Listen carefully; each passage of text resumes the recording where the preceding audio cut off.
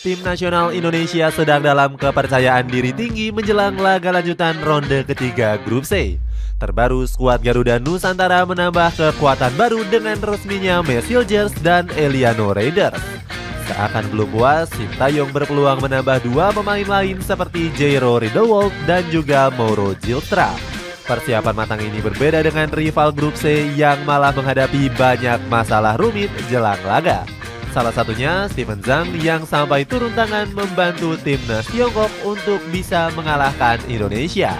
Cetak Gol coba merangkum persiapan matang timnas Indonesia saat rival Grup C mengalami kekacauan sebagai berikut.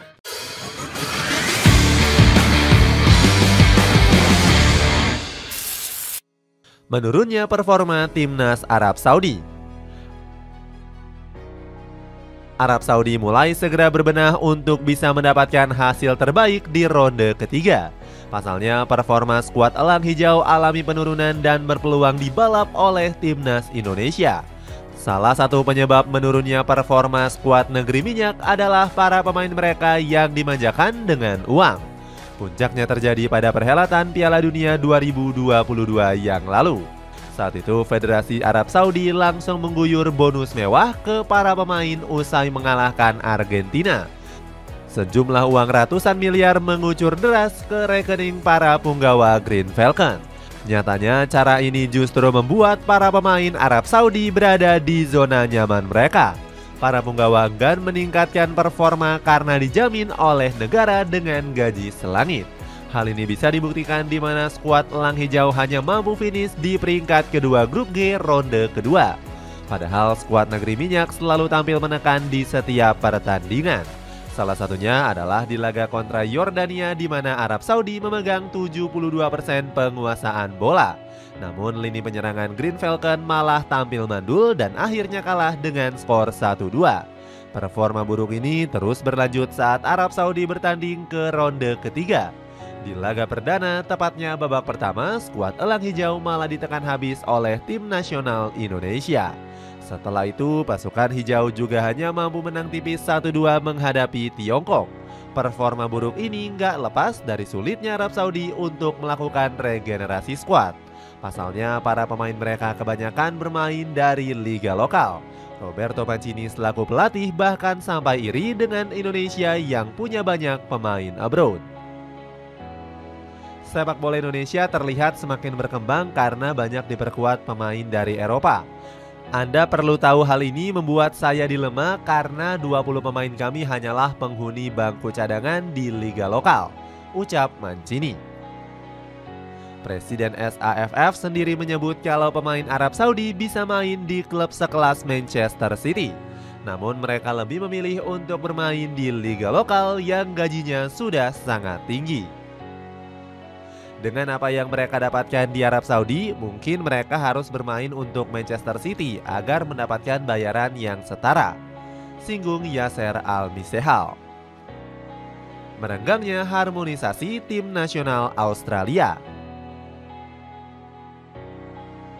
Arab Saudi sendiri nampaknya harus sedikit bersyukur karena situasi mereka jauh lebih baik dibandingkan Australia. Meskipun menyandang sebagai tim unggulan, skuad Socceroos hanya mampu meraup 1 poin.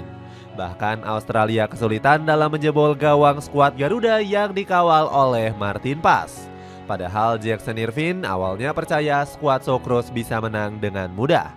Kami mengalami sedikit kepanikan usai kalah kontra Bahrain.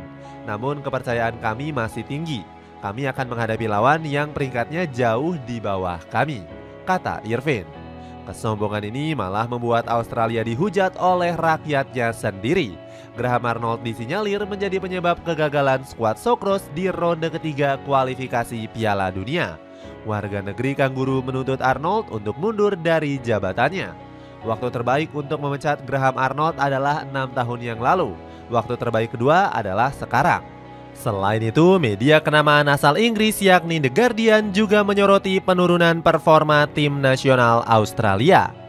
5 hari setelah mengalami kekalahan mengejutkan 0-1 dari Bahrain, Australia tidak mampu menciptakan kemenangan lawan tim peringkat 133 dunia di Stadion Gelora Bung Karno di Jakarta, tulis The Guardian. Akibat tekanan yang terus berdatangan, Graham Arnold akhirnya memutuskan untuk mundur dari tim nasional Australia. Dirinya mengaku kalau hasil imbang melawan Indonesia menjadi salah satu alasannya. Saya katakan setelah pertandingan melawan Indonesia, saya harus membuat keputusan. Saya rasa inilah saat yang terbaik untuk berubah, baik untuk saya maupun timnas Australia, ucap Arnold. Akhirnya skuad Kangguru menggaet Tony Popovic sebagai pengganti Graham Arnold. Pelatih berusia 51 tahun ini harus mengemban misi berat meningkatkan performa Australia. Belum lagi Popovic juga harus mengangkat mental para punggawa negeri Kangguru yang sedang turun. Hadirnya pelatih kelahiran Sydney ini sendiri dianggap sebelah mata oleh fans Australia. Pasalnya ex-pelatih Melbourne City ini dianggap nggak punya pencapaian yang mentereng. Suporter negeri Kangguru sendiri lebih berharap akan diperkuat oleh Eng Postecoglou. Apalagi pelatih berusia 59 tahun ini mampu membawa Tottenham Hotspur tampil lebih konsisten di Premier League. Ketakutan timnas Bahrain.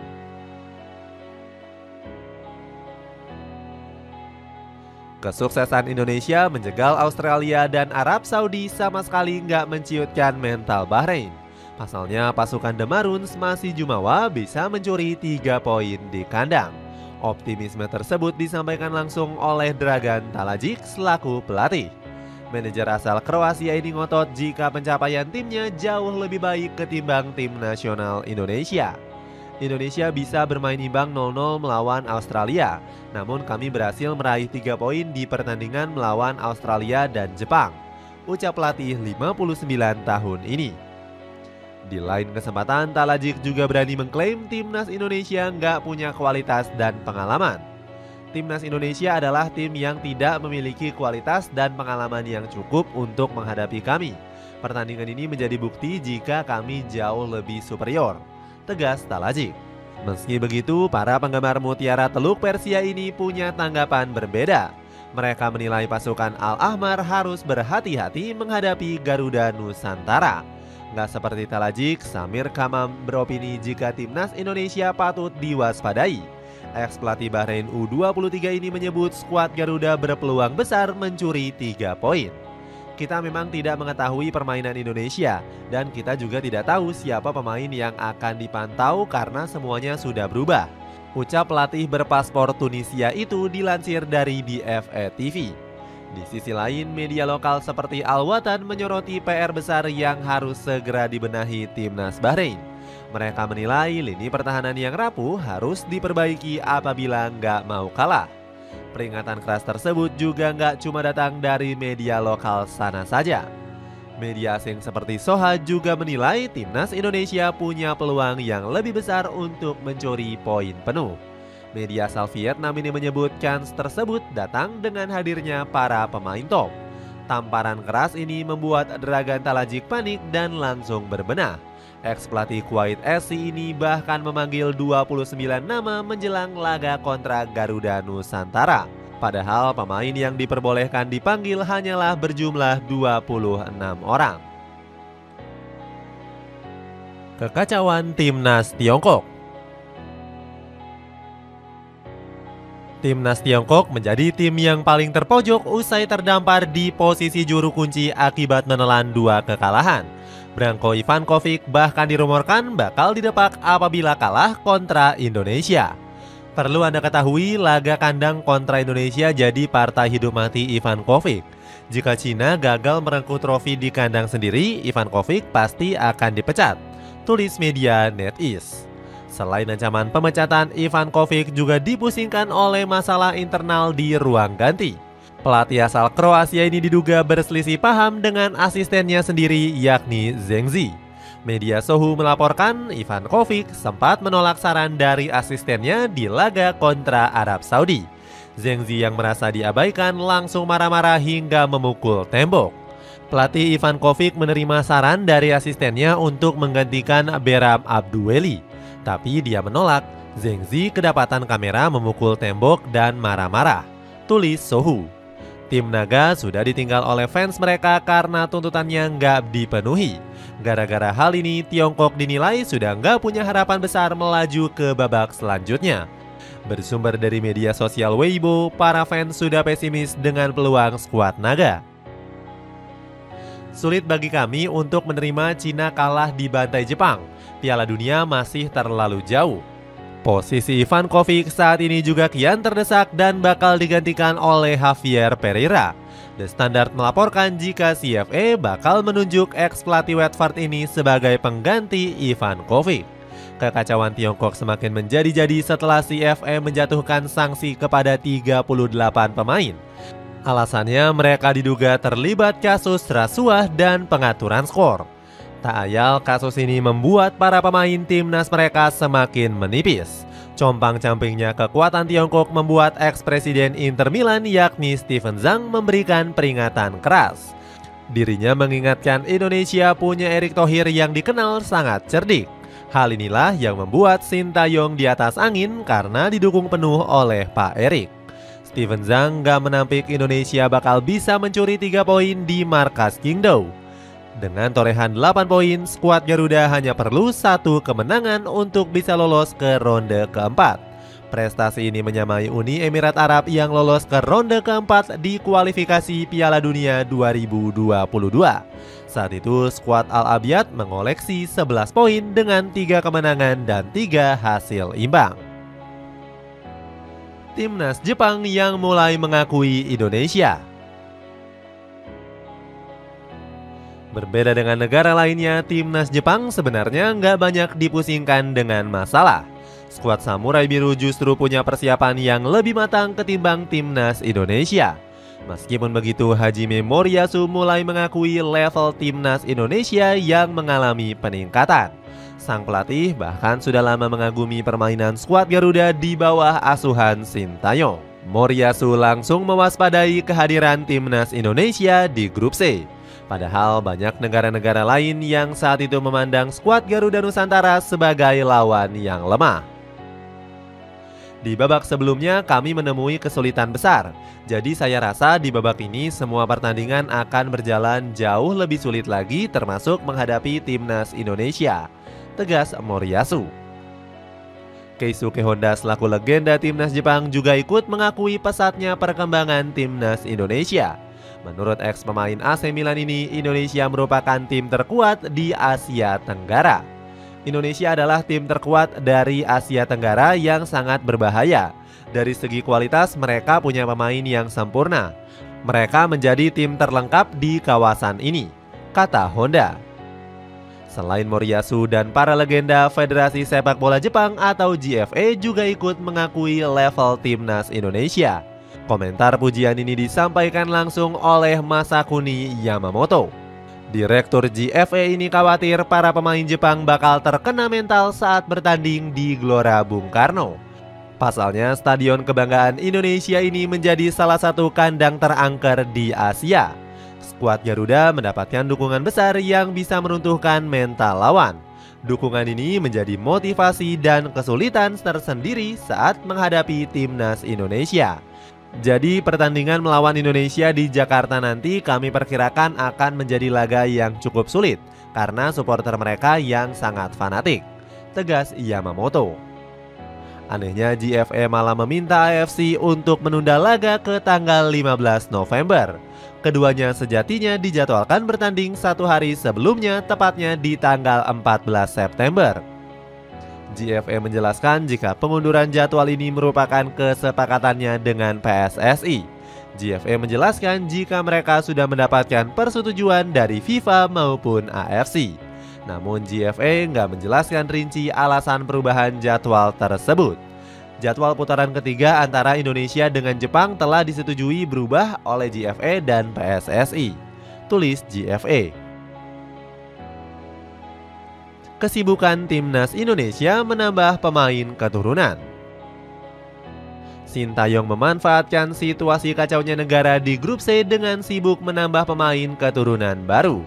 Sebenarnya Coach Shin sudah sempat kesulitan menggait Messi Hilgers dan Eliano Reinders. Alasannya proses naturalisasi kedua pemain ini sempat mengalami penundaan.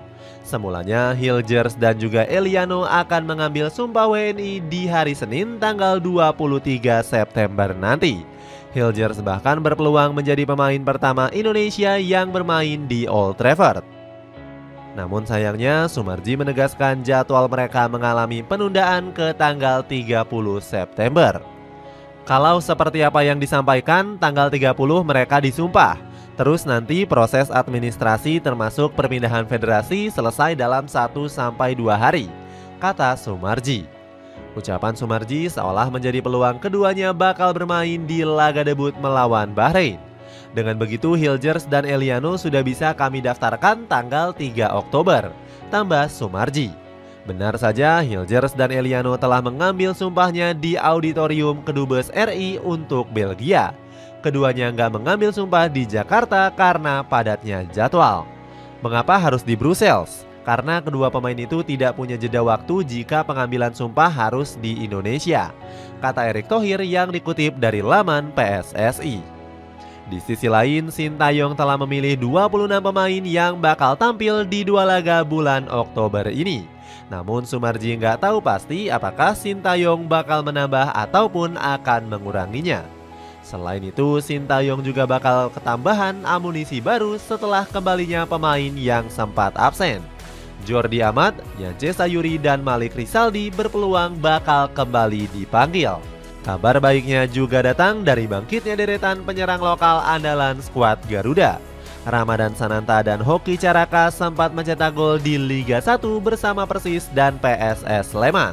Artinya, Coach Shin diprediksi akan punya banyak opsi di lini serang saat menghadapi Tiongkok dan Bahrain. Meroketnya ketajaman penyerang gak lepas dari kontribusi dari Yong Ki-hun. Asisten pelatih Sintayong ini sukses mempertajam sentuhan deretan striker skuad Garuda. Moncernya Sananta dan Hoki tentunya akan memanaskan persaingan di posisi striker. Rafael Strike yang tampil angin-anginan berpeluang bakal digusur apabila nggak berbenah. Itulah ulasan persiapan matang timnas Indonesia saat rival grup C mengalami kekacauan hebat. Bagaimana pendapatmu? Apakah Sintayong bisa memanfaatkan kekacauan tersebut dengan meraup poin sebanyak-banyaknya? Coba tulis optimisme kamu di kolom komentar.